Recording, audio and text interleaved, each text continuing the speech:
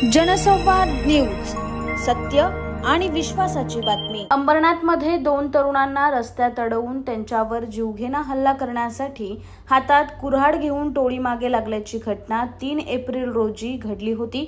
या प्रकरणी अंबरनाथ पोलिसांनी तब्बल 1.5 महिन्यांनी गुन्हा दाखल केला आहे। अंबरनाथ पश्चिमेच्या केटी स्टील परिसरात 3 एप्रिल रोजी दुपारी 4 वाजता मोइनुद्दीन शेख आणि नवाज अकील हे 2 तरुण दुचाकीवर जात असताना त्यांच्यावर आधीपासून सापळा रचून बसलेल्या 4 अनोळखी तरुणांनी गाड्या आडव्या टाकत त्यांना अडवलं आणि हल्ला करण्याचा प्रयत्न केला। मात्र घाबरून हे दोघे सीएनजी पंपावर पळाले असता या गुंडांच्या टोळीने त्यांचा हातात कुऱ्हाड घेऊन पाठलाग केला। सुदैवानं हे तरुण सीएनजी पंपाच्या ऑफिसमध्ये लपल्यानं त्यांचा जीव वाचलाय। ही संपूर्ण घटना सीसीटीव्ही कॅमेऱ्यात कैद झाली होती।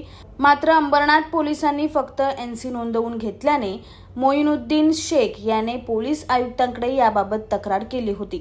यानंतर या प्रकरणाची पुन्हा एकदा नव्याने चौकशी होऊन अखेर अंबरनाथ पश्चिम पोलिसांनी 22 मे रोजी या प्रकरणात हत्यार कायदा आणि अन्य कलमान्वये गुन्हा दाखल केलाय। मात्र या गुन्ह्यात 7 वर्षापेक्षा कमी शिक्षा असल्यामुळे आरोपींना अटक करण्याची तजवीज नसल्याची माहिती पोलीस निरीक्षक किशोर शिंदे यांनी दिली आहे। जनसंवाद न्यूज, सत्य आणि विश्वासाची बातमी। आजच सबस्क्राइब करून बेल आयकॉनला क्लिक करा आणि पहा ताज्या घडामोडींचा अचूक अंदाज आपल्या मोबाईलवर।